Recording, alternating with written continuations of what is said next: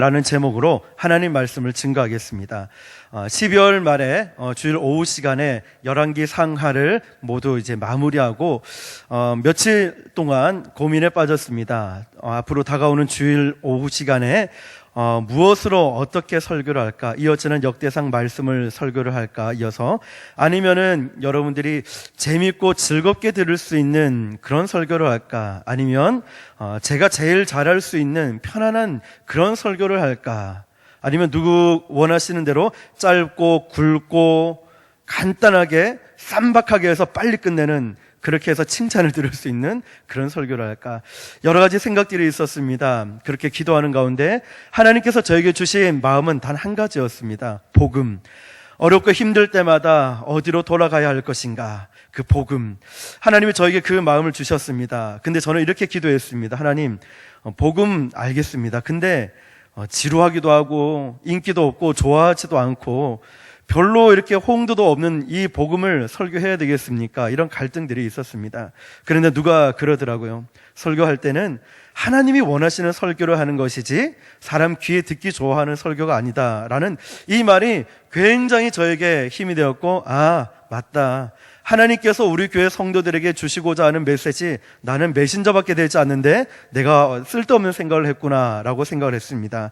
그래서 오늘 저는 다시 복음 앞에 라는 제목으로 하나님 말씀을 증거하겠습니다. 길지 않습니다. 여러분 집중해서 잘 듣고 다시 한 번 더 내가 복음 앞에 돌아서고 복음 앞에 돌아오고 하나님 앞에 내 자신을 비추어 볼 수 있는 귀한 시간이 될 수 있기를 예수님의 이름으로 축복합니다. 사랑하는 성도 여러분, 복음은 하나밖에 없습니다. 복음은 인류의 유일한 소망입니다. 그래서 사도 바울은 다른 복음은 없다라고 말했습니다. 그런데 오늘날 가만히 잘 살펴보면은 복음이 실종되고 있습니다. 교회의 최대의 위기가 무엇이냐면 복음이 상실한 데 있습니다. 잘 생각해 보십시오. 내 삶에도 성도에게 있어서 최대의 위기가 무엇이냐면 다른 어떤 문제보다 가장 중요한 본질인 복음이 내 안에 상실하고 없어졌기 때문입니다. 그러므로 복음의 회복은 곧 교회의 회복이고, 복음의 회복은 이 나라 민족의 회복이고, 복음의 회복은 바로 저와 여러분들 성도의 회복임을 믿으시길 바랍니다. 그리고 처음 복음의 회복은 바로 강단에서부터 시작되어야 합니다. 복음을 설교한다고 제 마음에 결단을 내리고 하나님께 기도하니까 참 마음이 행복해졌습니다. 왜냐하면 복음을 통하여서 다시 회복되고 다시 태어나고 그 기쁨을 회복하는 영혼들을 보았고, 이 복음의 영광 가운데 기쁨을 누리고 있는 많은 분들을 보았기 때문입니다. 복음의 핵심은 이것입니다. 이분 예수 그리스도. 저와 여러분이 가장 사랑하고 닮고 싶고 저와 여러분의 유일한 정말 목적이고 삶의 이유가 되시는 그분 예수 그리스도. 이분이 바로 복음의 핵심입니다. 우리를 위해 죽으시고 우리를 위해 다시 사신 예수 그리스도. 저는 예수 그리스도가 우리 교회의 머리가 되시고 우리의 삶의 구원자가 되심을 다시 한 번 더 선포합니다. 믿으시길 축복합니다. 오직 예수 그리스도가 우리 교회의 머리시고 저와 여러분의 삶의 주인이 되심을 믿으시길 바랍니다. 우리가 사는 이 세상은 온갖 소식들로 가득 차 있습니다. 다양한 방송 매체들을 통해서 이런 소식들을 뉴스라는 이름을 통하여서 앞다투어 여과 없이 방송하고 있습니다. 그런데 대개 이런 소식들을 보면은 좋은 소식보다 나쁜 소식이 참 많습니다. 지금도 보면 어쩌면 네이버 스마트폰을 열고 네이버 뉴스를 검색하시는 분이 계실 거예요. 아니면 페이북을 열어서 좋아요 누가 눌렀나 확인하는 분도 있을 거고, 카스를 보면서 어떤 소식이 올라왔나 보는 사람도 있을 겁니다. 여러분 잠시 핸드폰을 덮어두시고 진동도 하지 마세요. 그냥 무음으로 해놓으시고 잠시 덮어두고 이것보다 더 기쁜 소식을 한번 들어보십시오. 세상에는 피노키오라는 드라마를 보니까 기자들이 나오더라고요. 나쁜 소식보다 좋은 소식을 덜 전하는 이유가 이것 때문이래요. 좋은 소식, 훈훈한 소식은 그 드라마에서 보니까 관심이 없대, 사람들이요. 댓글도 안 달 뿐더러 좋은 소식은 일회성이라고 합니다. 근데 나쁜 소식, 살인이나 사건이나 화재, 방화, 뭐 여러 가지 그런 일들을 다룰 때는 몇 번을 걸쳐서 계속해서 해야지만이 시청률도 오르고 댓글도 달고 인지도도 높아진다 하더라고요. 사람들이 관심을 갖는 것이 좋은 소식일 것 같지만 알고 보니 그 나쁜 소식에 귀 기울여 있다 보니까 사람들은 정말 그 모든 것에 우울하게 만드는 사건들이 넘쳐나는 것을 봅니다. 우리가 실제로 살고 있는 이 사회, 방송을 보더라도 이런 나쁜 소식들이 많이 있고 차마 입에 담을 수 없는 각종 범죄들이 많습니다. 그럴 때 과연 우리가 사는 이 세상에 정말 기쁨을 주는 소식이 존재하기나 할까? 정말 우리를 기쁘게 하는 좋은 소식이 이 세상에 존재하기나 할까라는 질문을 하게 됩니다. 그런데 오늘 성경을 보니까 성경은 그렇다라고 명확하게 말씀하고 있습니다. 이 성경의 가르침이라는 것은 단순한 철학이나 사상이나 교훈이나 어떤 도덕을 가르치는 것이 아니라 그것은 단 한 가지, 그 기쁨을 주는 좋은 소식은 복음이라고 명확하게 말씀하고 있습니다. 복음, 이것은 히라보로 유앙겔리온, 유자는 즉 굿, 좋은 것을 말하고 안겔리아, 이것은 메시지로 좋은 소식을 말하고 있는 것입니다. 신약 성경은 우리가 잘 아시다시피 4개의 복음서로 기록되어 있습니다. 첫 번째가 마태, 마가, 누가, 요한, 이렇게 4개의 복음서가 기록되어 있습니다. 그러나 이 복음서 4개가 나누어져 있지만 그곳의 핵심은 역시 예수 그리스도이십니다. 마태의 증언에 따르면은 그분은, 예수 그리스도는 아브라함과 다윗의 자손 예수 그리스도라고 말씀하고 있습니다. 하나님은 이 복음이신 예수 그리스도를 증거하기 위해서 4명의 증인을 사용하셨습니다. 4명의 증인, 마태, 마가, 누가, 요한, 이 4명의 증인을 통하여서 증거한 것, 하나의 참으로 기쁜 소식은 바로 복음이신 예수 그리스도십니다. 복음은 하나이지만 왜 4명의 증인들로 통하여서 이렇게 각각의 개성을 가지고 예수 그리스도를 증거하고 있을까요?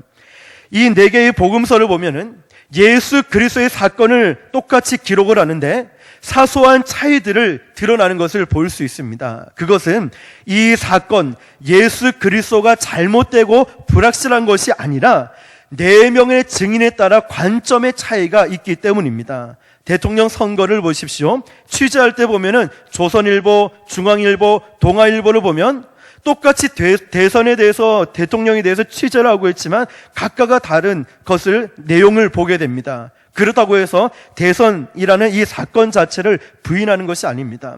여러 가지 기사를 보면은 그 대선에 대해서 명확하게 알 수 있고 폭넓고 깊이 알 수 있는 계기가 된다는 것입니다. 신약 성경의 순서는 초대 교회가 성경을 배열한 순서대로 기록되었습니다. 그렇다면 저는 오늘 마태가 증언한 이 복음이 무엇일까? 마태가 지금 이 마태복음에서 예수 그리스도를 증언하고 있는데 복음의 핵심은 무엇일까? 3가지만 통하여서 은혜를 나누겠습니다. 첫 번째, 마태가 증언하고 있는 복음의 핵심은 아브라함의 언약을 성취하는 복음입니다.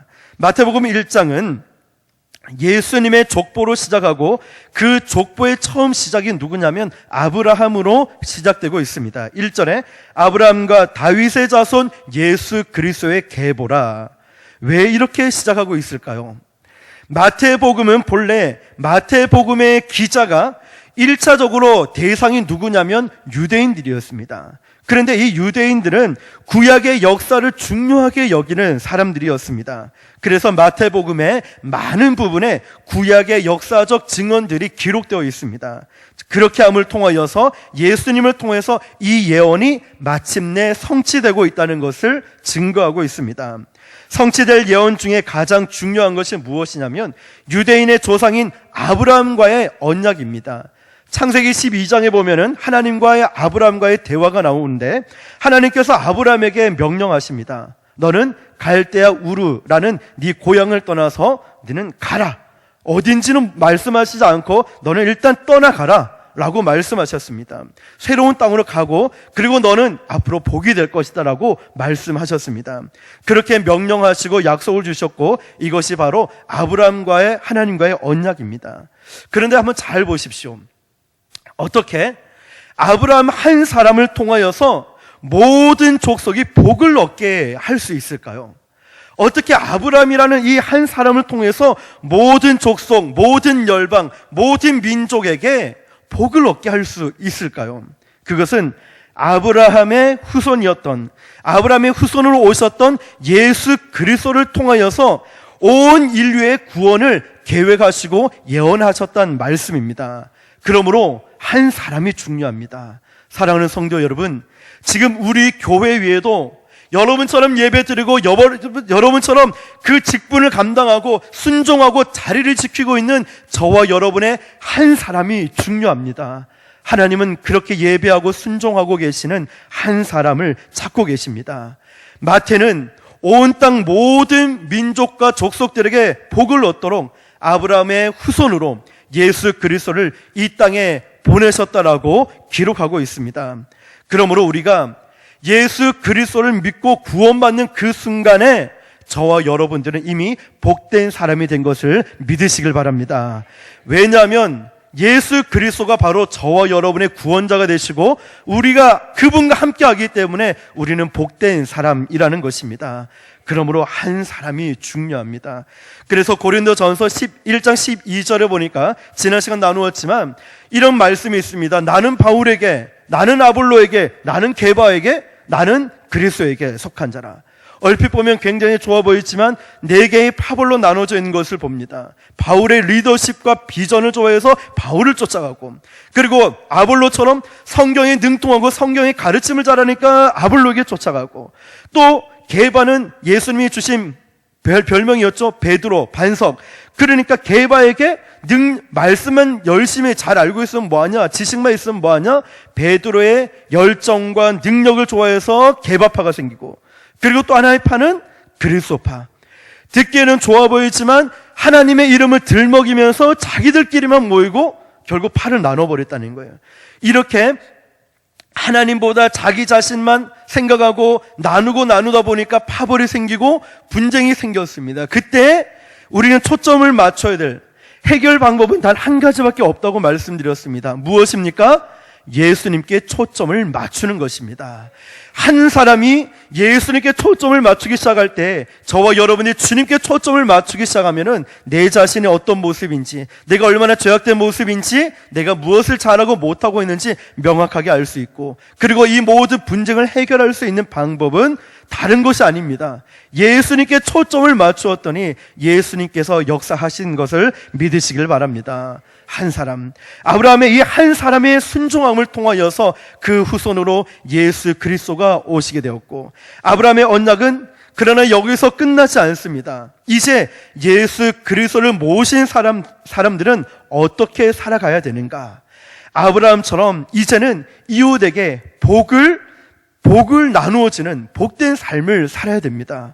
창세기 12장 2절에 내가 너로 큰 민족을 이루고 내게 복을 주어 내 이름을 창대하게 하리니 너는 복이 될지라. 할렐루야. 저와 여러분들이 복된 사람이 되시기를 축복합니다.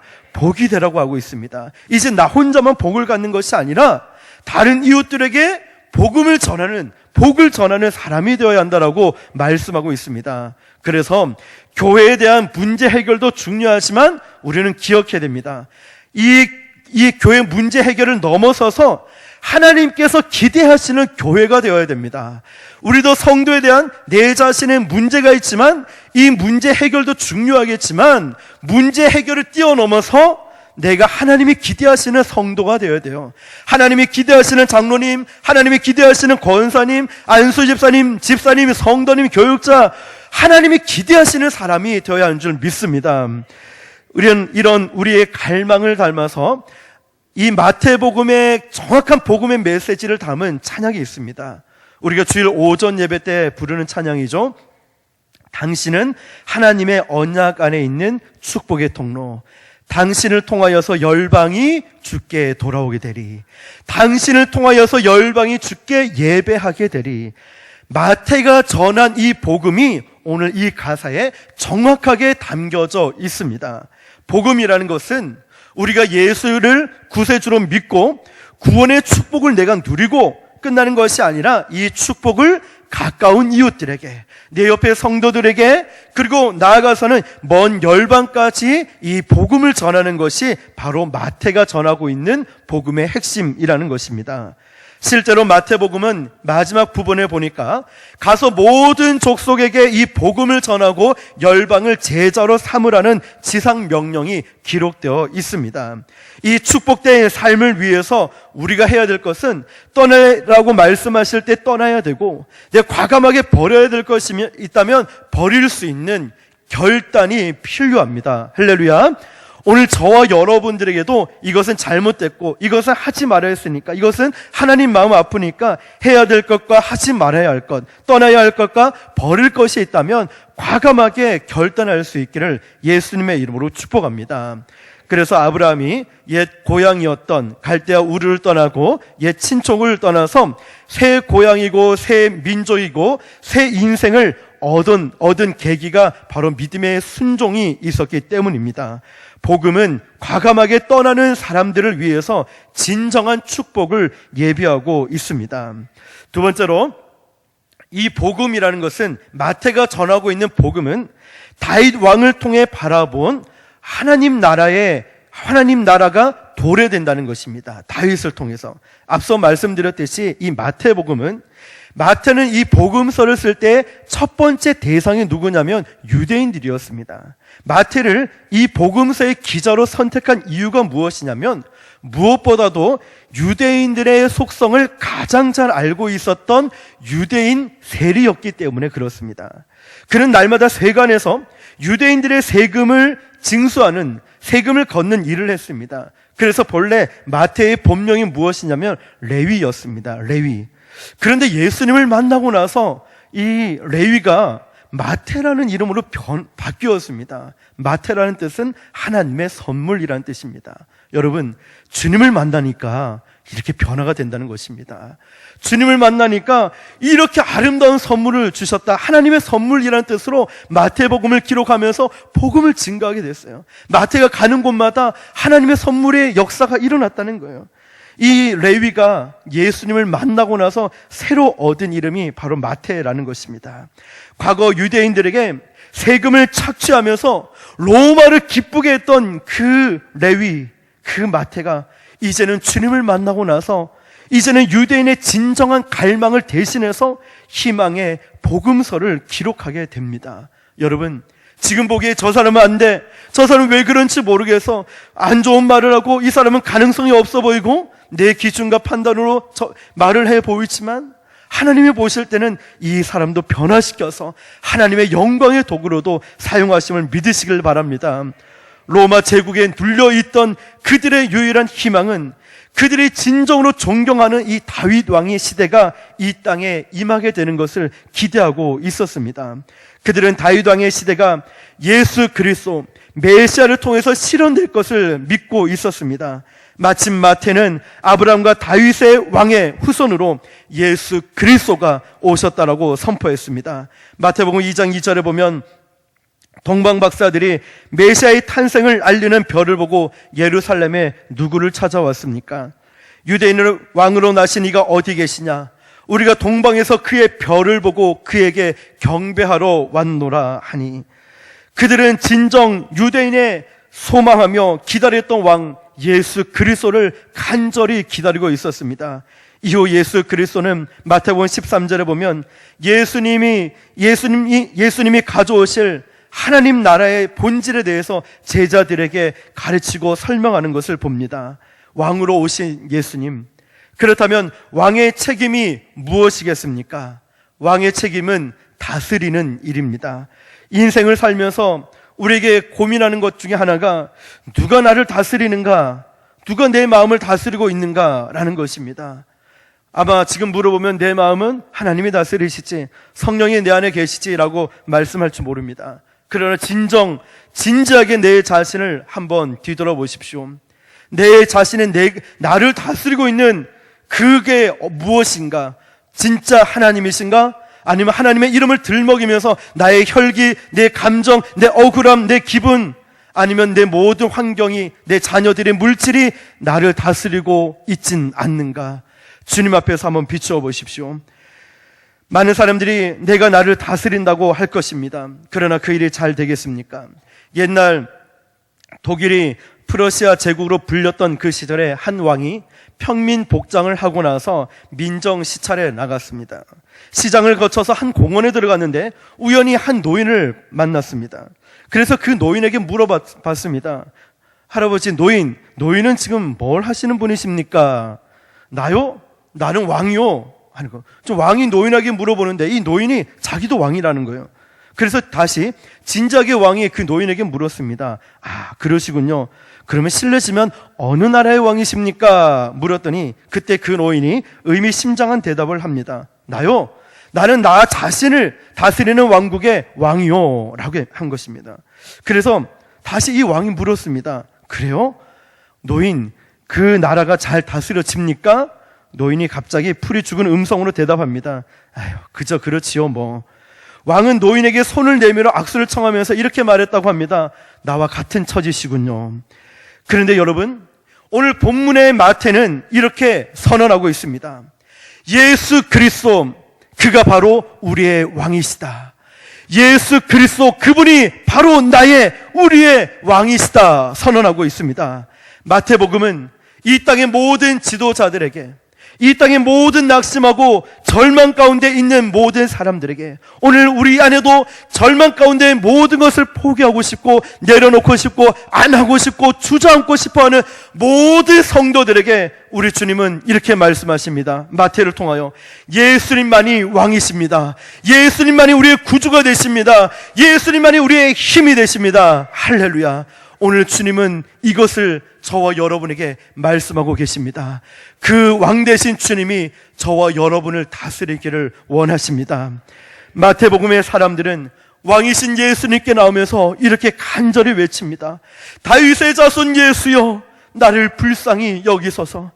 다윗의 자손 예수여, 나를 도와주옵소서. 사랑하는 성도 여러분, 오늘 주님 앞에 나갈 때 이런 마음으로 나가야 됩니다.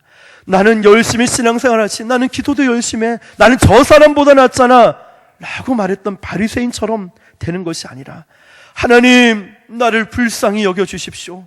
하나님 나를 도와주십시오. 하나님 제가 어떻게 될지 모르겠습니다. 알고 봤더니 내 교만 때문에, 내 욕심 때문에, 내 자존심 때문에 이렇게 제가 무너지고 있습니다. 하나님의 은혜도 다 까먹어버리고, 하나님 내 평생 신앙생활한 거 다 어디에 가버렸습니까? 주님 나를 도와주십시오. 그리고 결국 그들은 병에서 노임을 받고 귀신에게서 자유함을 받고 하나님이 다스리시는 하나님 나라의 백성이 됩니다. 이것이 바로 마태가 기록한 마태의 복음입니다. 마태가 전한 복음의 본질은 예수님만이 하나님의 기름 부으신 왕으로서 우리 인생의 통치자가 된다는 소식입니다. 할렐루야. 믿으시길 바랍니다. 오직 예수님만이 하나님의 기름 부으심을 받은 왕으로서 저와 여러분들을 통치하시는 만왕의 왕 되심을 믿으시길 축복합니다.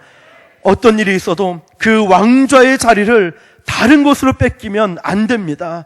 내 자존심이나 아니면 세상의 물질이나 세상의 유혹 가운데 그 자리를 뺏기면 안 됩니다. 다시 한 번 더 여러분의 방향과 여러분의 초점을 만왕의 왕 되신 예수님께 맞추시기를 주님의 이름으로 축복합니다. 마지막 세 번째로, 이 복음은, 마태가 전하고 있는 이 복음은 죄인들을 사용하시는 은혜의 통로입니다. 마태복음 1장에 기록한 예수 그리스도의 족보의 중요한 특징 중에 하나가 무엇이냐면, 예수님의 육체적 조상들 중에서 말도 안 되는 정말 부끄러운 조상들까지도 과감하게 기록되어 있다는 사실입니다. 어쩌면 그것은 마태의 복음을 기록한 이 마태의 열등감과 무관하지는 않습니다. 왜냐하면 마태는 분명 세리였고 그는 분명히 멸시당하는 그런 사람들이었어요.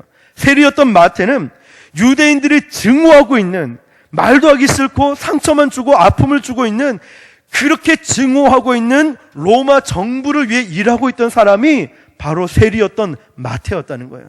그 일을 하고 있어요. 얼마나 그 일을 하면서도 물질의 풍족함을 누렸겠지만 그는 얼마나 많은 사람들에게 핍박과 눈총을 받고 있었겠습니까? 그는 민족의 반역자라는 불명예스러운 소리를 계속 듣고 살아왔던 세리였다는 거예요. 그런데 그가 메시아라고 불리는 예수님을 만나고 나서 그가 마태라는 이름으로 바뀌었을 뿐더러 아무도 인사도 하고 아는 척도 안 했던, 무시하고 멸시했던 이 마태를 예수님이 알아주기 시작하고, 그리고 그에게 이름도 하나님의 선물이라는 이름을 주셨고, 그에게는 아마 파격적인 은혜로 느껴졌을 겁니다. 그렇지 않겠습니까? 전도하다 보면은 정말 헐벗고 힘든 분들에게 말 한번 붙여주면은 나한테도 말을 걸어줍니까? 이런 말하는 사람이 심지어는 있다는 거예요. 우리 안에도 나 같은 죄인이 어떻게 예배 드릴 수 있는가? 내가 과연 예배 드릴 수 있는 자격이나 있는가? 아니, 내가 용서할 수 있는 자격이나 있는 사람인가? 어쩌면 내가 그런 생각할 줄 몰라요. 그런데 마태도 동일한 생각을 하고 있었다는 거예요. 아마 예수님이 그에게 말 걸어주고 예수 그리스도를 따라다니는 제자가 됐다는 사실에 파격적인 은혜로 느꼈을 겁니다. 이제 마태는, 이 세리는 세금 장부를 기술하던 그 손으로 무엇을 했느냐? 붓을 들어서 예수님의 생애를 증언하는 복음서를 기록하기 시작했습니다. 지금까지 유대인의 어느 역사가도 시도하지 않았던 파격적인 글을 쓰기 시작했다는 거예요. 메시아이신 예수님의 족보를 기록하면서 마땅히 은폐시키고 마땅히 배제시켜야 될 인물들을 노출시킨 거예요. 첨가시킨 거예요. 왜냐하면 마태 자신도 그런 삶을 살았으니까. 첫 번째 그 파격이 무엇이냐면, 이 마태는 이 당시의 족보에 절대로 전혀 기록하지 않았던 여성의 이름을 4명이나 기록했다는 사실이에요. 그런데 이 여성들은 아브라함의 아내 사라, 믿음의 조상이니까, 믿음의 어머니니까, 이삭의 아내 리브가 이런 믿음의 여인들을 기록한 것이 아니라 4명의 여인이 오늘 본문에도 나오는데요. 잘 보세요. 다말이라는 여자가 나와요. 이 다말은 다 말아먹으려고 작정을 했는지 자기 시아버지를 성적으로 유혹한 여인이에요. 다 말아먹으려고 작정했어요. 다말. 그리고 라합, 아시죠? 기생 출신이에요. 예수님의 족보에 그런 여인이 있다면 얼마나 수치스러울까요? 밧세바, 바라고 하잖아요, 자꾸. 다윗 왕이 밧세바에게 나 좀 바라고 여러분, 그 왕궁에서 아무리 자다 깨도 다윗이 일어나서 보면 우리가 모욕할 때 문 열어놓고 모욕하는 사람 어디 있습니까? 그런데 밧세바가 봐 이러는 마음으로 그냥 최초의 스캔들을 안긴 간음의 대상이 바로 밧세바였습니다. 그리고 룻은 아름답고 훌륭한 여인이었지만 이스라엘의 조상이 되기에는 결정적인 불가 요소인 이방인 모압 출신이었어요. 자, 기억이 생생하게 나죠? 다 말아먹은 여자, 라합, 밧세바, 룻, 이런 여인을 기록하는 자체도 파격적이지만 이런 수치스럽고 이런 불명예스러운 여인들을 4명이나 기록했다는 사실이에요. 그리고 이어지는 구세주의 족보는 처녀의 몸으로 잉태한 마리아를 통해서 연결이 되는데, 마태는 결정적인 순간에 주의 천사를 등장시켜서 요셉에게 예수님 탄생을 의미를 전하고 있습니다. 마태복음 1장 21절에 아들을 낳으리니 이름을 예수라 하라. 이는 그가 자기 백성을 그들의 죄에서 구원할 자이심이라 하니라. 죄인의 구세주이신 예수님께서 친히 죄인의 혈통을 타고 오셔서 우리를 구원해 주셨습니다. 할렐루야. 그리고 이 결정적인 역사적인 사실을 통해서 마태는 이 복음을 증언하고 있다는 것입니다. 메시아를 이 땅에 보내시기 위해서 여러분, 세상이 버린 죄인을 사용하셨다는 거예요. 세상에서 멸시하고 세상에서 이름도 알아주지 않는 그 여인, 믿음의 여인도 아니라 불명예스러운 그런 부족하기 짝이 없는 이 여인들, 세상이 버린 죄인들을 사용하신 하나님은 지금 오늘 저와 여러분의 과거와 상관없이 우리를 사용할 수 있으신 줄 믿으시길 바랍니다. 오늘 저와 여러분의 과거가 어땠든지 간에 하나님, 그 전에 잘못했습니다, 제가 그때 왜 그랬을까요? 이런 모든 것 우리가 회개했다면 하나님이 이제 그 모든 것을 용서하시고 이제 하나님이 저와 여러분들도 연약하고 부족하지만 사용할 수 있으심을 믿으시길 바랍니다. 그러므로 마태의 복음은 죄인들을 사용하시는 은혜의 통로를 보여주고 있습니다. 죄인들을 불쌍히 여겨주셔서 하나님이 저와 여러분들을 하나님의 자녀로 삼아주시고 귀한 축분도 주시고 귀한 봉사도 할 수 있도록 힘을 주시고 하나님의 은혜와 사랑을 부어주셔서 이렇게 아름다운 교회를 섬길 수 있는 건 얼마나 감사합니까? 얼마나 주님의 그 은혜에 감사합니까? 은혜의 의미가 무엇입니까? 자격이 없는 이들에게 베풀어 주시는 하나님의 일방적인 사랑 아니겠습니까? 자격이 없는데 그게 뭐가 이쁘다고 도대체? 뭐가 이쁘다고 하나님은 계속 우리를 바라보시고 그렇게 은혜와 사랑을 베풀어 주시는지요? 이제 말씀을 마무리하겠습니다. 18세기 중엽 영국에 한 노예 상인이 있었습니다. 그는 서부 아프리카로 오가면서 노예 무역을 했던 중에 어느 날 배가 난파하고 말았습니다. 그 위기의 순간에 그는 신의 도움을 부르짖었고 구조받자마자 내가 이렇게 살면 안 되겠다. 그래서 성경을 읽기 시작했습니다. 자신이 죄인의 또 노예임을 깨닫고 그리고 예수 그리스도의 은혜로만 구원받는 복음의 진리를 깨닫고 나서 복음 전도자의 길에 헌신했습니다. 그리고 이 사람은 죽고 나서 영국의 그 묘비에는 이런 고백이 새겨져 있었습니다. 한때는 이교도였으며 한때는 탕자였고 한때는 아프리카 노예 상인이었으며 이었던 존 뉴턴은 예수 그리스도의 풍성한 은혜로 다시 살아났고 용서를 받아 새 삶을 살게 되었으며 그가 오랫동안 없애라고 했던 그 믿음을 전파하는 자가 되었다. 그 묘비에는 이렇게 쓰여져 있고 그래서 그가 작사한 찬양 가사는 바로 이것입니다. 나 같은 죄인 살리신 주 은혜 놀라와 잃었던 생명 찾았고 광명을 얻었네. 큰 죄악에서 건지신 주 은혜 고마워. 나 처음 믿은 그 시간 귀하고 귀하다. 그가 처음에는 주님 없이 살고 주님 믿는 자도 박해하고 내 마음대로 내 뜻대로 살아가다가 비로소 생명의 위중함을 느끼고 비로소 예수 그리스도의 구원의 그 사실이 얼마나 위대한가 그 복음을 깨닫고 나서 그제서야 이제 내 생명 다하는 날까지 오직 복음으로 살겠습니다. 복음을 증거하며 살겠습니다라고 고백하며 지은 시. 나 같은 죄인 살리신 주 은혜 놀라와. 여러분 처음 믿은 그 시간이 얼마나 귀합니까? 오늘 본문에 나왔던 마태도 존 뉴턴과 동일한 복음을 전했습니다. 복음은 죄인들을 사용하시는 은혜의 통로라고 부르짖었습니다. 그러면 사랑하는 성도 여러분, 나 같은 죄인, 저와 여러분 같은 죄인, 그 은혜로 살리심을 받았던 그 동일한 은혜를 지금 저와 여러분들이 받고 살아가고 있다면 저와 여러분들은 이제 옛것을 벗어버리고 하나님의 복음을 증거하는 은혜의 통로로 남은 생애를 살아가시지 않겠습니까? 기도하겠습니다. 찬양팀 나와주시고요.